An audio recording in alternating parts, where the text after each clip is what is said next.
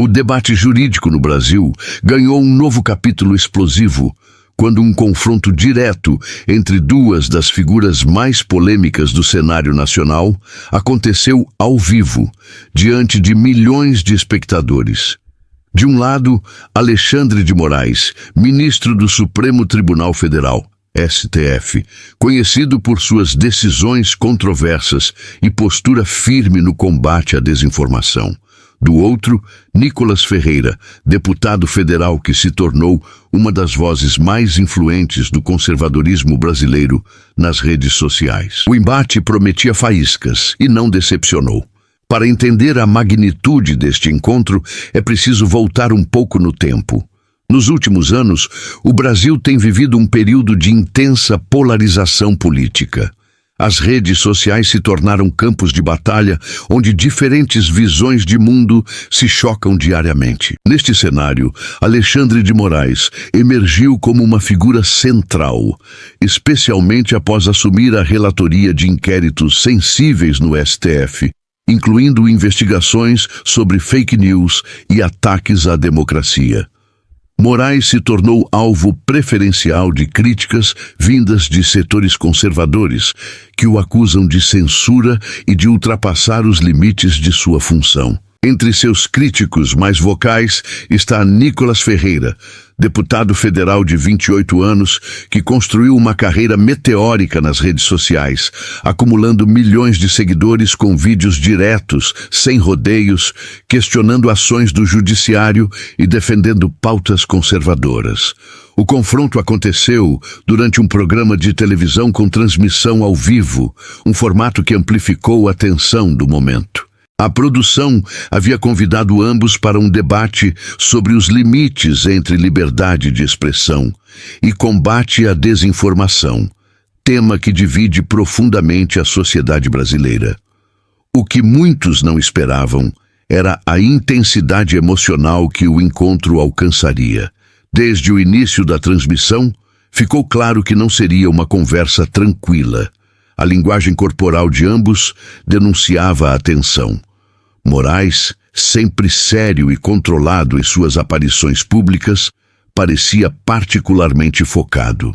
Nicolas, por sua vez, tinha aquela postura desafiadora que caracteriza seus vídeos nas redes sociais, mas com um toque adicional de sobriedade exigido pela ocasião formal. O momento de maior tensão veio quando Nicolas questionou diretamente algumas decisões do ministro, especialmente aquelas relacionadas ao bloqueio de perfis em redes sociais e à prisão de pessoas acusadas de disseminar informações falsas. O deputado argumentava que muitas dessas medidas haviam sido tomadas sem o devido processo legal, ferindo garantias constitucionais fundamentais. Foi neste ponto que Alexandre de Moraes reagiu de forma incomum para seus padrões. Conhecido por manter uma postura institucional mesmo sob pressão, o ministro elevou o tom de voz e interrompeu o deputado várias vezes. "Você não tem autoridade moral para questionar decisões do Supremo Tribunal Federal",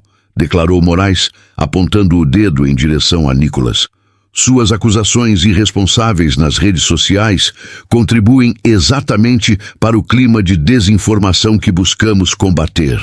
A explosão surpreendeu até mesmo os mediadores do programa. Moraes continuou, listando casos específicos em que posts de Nicolas haviam, segundo ele, distorcido informações sobre decisões judiciais. "Você manipula seus seguidores, jovem, usa recortes de decisões fora de contexto para alimentar um discurso de perseguição que simplesmente não existe", afirmou o ministro, visivelmente irritado. Enquanto Moraes falava, Nicolas manteve-se em silêncio, esperando sua vez. Quando finalmente conseguiu a palavra, o deputado não gritou, não gesticulou exageradamente. Em vez disso, fez uma pausa dramática, olhou diretamente para as câmeras e proferiu uma única frase que ecoaria por dias nas redes sociais e nos noticiários. "Ministro, o senhor está me acusando de manipular decisões judiciais, mas poderia explicar ao Brasil porque o senhor mesmo admitiu ter usado o Tribunal Superior Eleitoral para investigar pessoas fora do período eleitoral, desviando a finalidade de uma corte especializada. O silêncio que se seguiu foi ensurdecedor. Nicolás estava fazendo referência a controvérsias recentes sobre o uso do TSE, onde Moraes também atuou como presidente para investigações que ultrapassavam o escopo tradicional daquela corte. Algo que havia sido questionado até mesmo por outros juristas e ministros. A pergunta de Nicolás foi devastadora por vários motivos. Primeiro, porque tocou em um ponto genuinamente vulnerável das ações de Moraes. Mesmo apoiadores do ministro reconhecem que algumas de suas estratégias processuais foram heterodoxas, para dizer o mínimo. Segundo, porque foi formulada de maneira precisa e objetiva, sem ataques pessoais ou exageros retóricos. Exatamente o contrário do que Moraes acabara de acusá-lo de fazer. Terceiro, e talvez mais importante, a pergunta inverteu completamente a dinâmica do debate. Moraes estava tentando colocar Nicolás na defensiva, acusando-o de comportamento irresponsável. Com uma única frase, o deputado não apenas defendeu-se, mas colocou o ministro em uma posição onde ele precisaria justificar ações que têm sido criticadas até mesmo dentro da comunidade jurídica. O ministro ficou visivelmente desconcertado. Após alguns segundos de silêncio, tentou retomar o controle, dizendo que suas ações no TSE estavam todas dentro da legalidade e que havia autorização constitucional para tal. No entanto, sua resposta foi genérica e não abordou especificamente o questionamento sobre o desvio de finalidade da Corte Eleitoral. Todas as minhas decisões passam pelo crivo do plenário do STF e do TSE. Argumentou Moraes, recuperando parcialmente a compostura. Não aceito que um deputado, que deveria zelar pelas instituições, use seu mandato para deslegitimar o judiciário.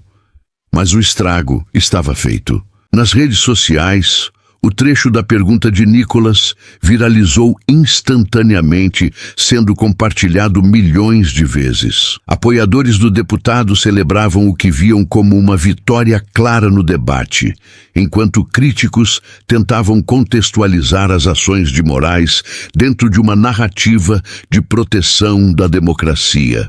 Este confronto não é apenas sobre duas personalidades. Ele simboliza uma tensão muito maior na sociedade brasileira sobre o papel do judiciário, os limites da liberdade de expressão e o equilíbrio entre segurança e liberdade em uma democracia. De um lado, há quem defenda que a atuação de Moraes tem sido essencial para proteger as instituições democráticas de ataques coordenados, especialmente em um contexto onde grupos organizados usam tecnologia para disseminar desinformação em escala industrial. Segundo essa visão, medidas duras são necessárias porque os mecanismos tradicionais de resposta judicial são muito lentos para lidar com a velocidade da internet. Do outro lado, críticos argumentam que a concentração de poder nas mãos de um único magistrado, atuando simultaneamente como investigador, acusador e julgador em certos processos, representa uma ameaça às garantias constitucionais. Para eles, o combate à desinformação não pode vir ao custo de princípios fundamentais do direito, como o contraditório e a ampla defesa. Um aspecto fascinante deste episódio é como ele demonstra o poder das redes sociais em moldar narrativas políticas. Nicolás Ferreira construiu sua carreira política quase inteiramente online, sem passar pelos caminhos tradicionais de partidos e mídias convencionais. Sua capacidade de comunicar de forma direta e acessível com milhões de pessoas representa uma mudança profunda no jogo político brasileiro. Por outro lado, essa mesma democratização da comunicação traz desafios. Como separar debate legítimo de desinformação proposital?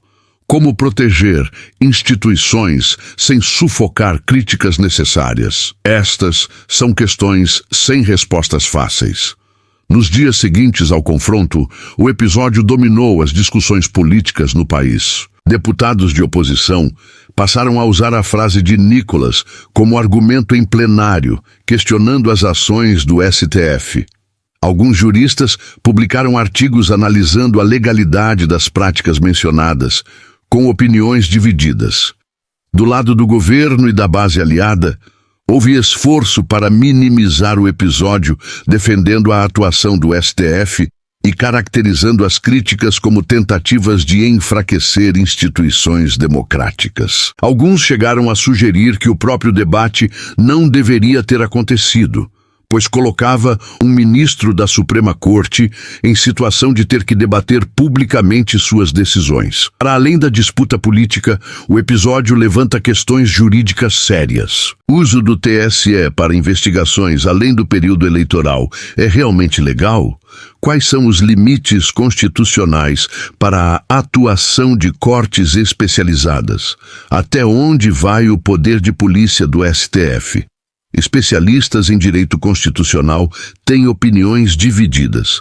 Alguns argumentam que a Constituição Federal prevê mecanismos flexíveis que permitem ao Judiciário agir em defesa das instituições democráticas, especialmente em situações excepcionais. Outros defendem uma interpretação mais restrita, argumentando que a separação de poderes exige limites claros, mesmo em contextos de crise.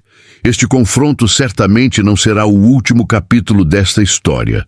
A polarização no Brasil continua intensa, e figuras como Moraes e Nicolas representam polos opostos de uma disputa que vai muito além de personalidades individuais. O que este episódio demonstra é que o debate sobre democracia, liberdade e instituições não pode mais ser feito apenas em salas fechadas ou em linguagem hermética de juristas. Ele acontece ao vivo, diante de milhões de pessoas, nas redes sociais e na televisão. E neste novo ambiente, argumentos precisos e diretos podem ter mais impacto do que títulos ou posições hierárquicas. O confronto entre Alexandre de Moraes e Nicolas Ferreira, ao vivo, foi muito mais do que um momento de tensão entre duas figuras públicas. Foi um microcosmo dos dilemas que o Brasil enfrenta em sua vida democrática. Como equilibrar liberdade e segurança? Como garantir que instituições sejam fortes sem que se tornem autoritárias? Como permitir crítica robusta sem abrir espaço para desinformação destrutiva? A frase devastadora de Nicolas não respondeu a todas essas questões, mas certamente as colocou em evidência de forma impossível de ignorar. Independentemente de qual lado do debate cada pessoa se encontra, é inegável que momentos como este são importantes para a democracia, desde que levem a reflexões profundas e não apenas a mais polarização. O que ficou claro é que a sociedade brasileira está viva, debatendo intensamente os rumos de suas instituições. E isso, em si, já é um sinal de vitalidade democrática, em meio a todas as tensões e conflitos que caracterizam este momento histórico.